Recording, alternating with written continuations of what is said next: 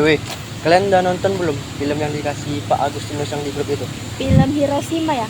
Iya, Menurut kalian film Hiroshima itu gimana? Menurutku sih ya, filmnya itu bagus karena diangkat dari sejarah. iya, apalagi filmnya kan dibuat sekitar tahun 90-an. Menurutku sih filmnya udah bagus banget sih. Iya, apalagi nih ya film Hiroshima itu kayaknya termasuk film dokumenter nggak sih? Nah, apalagi kan film Hiroshima itu diambil dari tahun 90 atau 80-an gitu.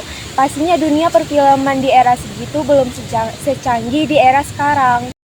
Film itu ngebahas tentang pemboman Amerika ke Jepang nggak sih? Tepatnya di kota Hiroshima.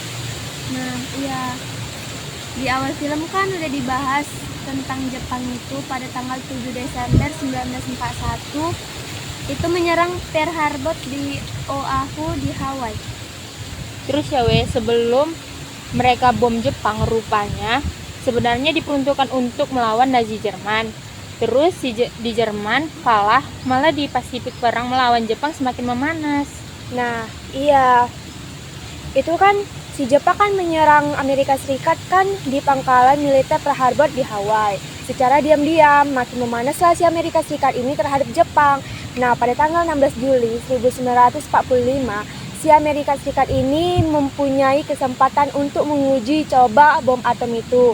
Menguji cobanya itu kalau nggak salah di film itu tertera di Meksiko. Lebih tepatnya mereka menguji coba di gurun pasir kayak gitu Di filmnya kan dijelaskan, di Jepang pada saat itu yang menguasai kaisar. Tapi kekuasaan areanya dipegang oleh Dewan Direksi Perang Khusus atau Perdana Menterinya. Nah iya, kayak di kota Hiroshima, kayak tentara, sipil, sama perempuan, itu mereka tuh kayak benar-benar disiapkan untuk invasi yang besar-besaran. Contohnya aja tuh kayak perempuan, mereka dipersiapkan untuk melawan Amerika Serikat dengan bambu runcing. Oh iya, kenapa sih Amerika menyerang Hiroshima? Kenapa Amerika nggak menyerang kota-kota lain? Sebenarnya Amerika Serikat itu nantinya bakalan menyerang kota lain kayak di Nagasaki pada tanggal 9 Agustus 1945. Ya karena Hiroshima itu kan pangkalan militer paling penting, terus Hiroshima itu juga termasuk markas besar dari tentara jenderal kedua Jepang. Nah, tanggal 6 Agustus 1945, di langit ada pesawat Amerika yang tujuannya itu untuk menjatuhkan bom. Nah, sebenarnya ya kan, salah satu warga dari Hiroshima itu tahu kok misalnya di langit itu ada pesawat yang berwarna perak. Nah, orang itu tahu kok misalnya pesawat yang berwarna perak itu pastinya pesawat Amerika. Tetapi mereka tidak menyadari kalau misalnya pesawat itu akan menjatuhkan bom ke kota Hiroshima. Kalian tahu nggak sih, ada scene yang membuat itu kayak epic sama sedih kali gitu loh. Iya, sedih. Scene-nya itu kayak ngebahas tentang, kan ini kan pagi atau siangnya kan si bom atom itu kan dijatuhkan ke kota Hiroshima. Nah pada malam harinya itu tuh kayak banyak bangunan-bangunan yang udah jadi puing-puing gitu. Lalu ada seorang ibu-ibu yang dia tuh selamat dari pemboman atom. Lalu dia mendengar suara anaknya itu kayak minta tolong. Lalu dia tuh kayak bergegas pergi mendengar suara anak itu.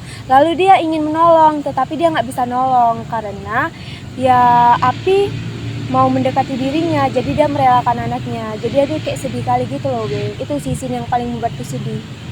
Iya, sedih banget rasa di hati kalian.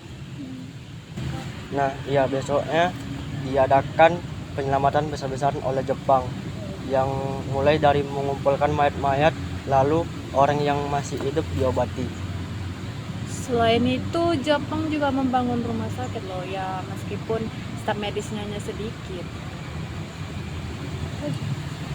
Ini ya kan, kalian kan nonton film itu kan semuanya. Kalian ngerasa nggak sih suasana dari film itu awalnya tuh kayak menegangkan, terus mengerikan, serta menyedihkan? Iya, sedih sih, Le.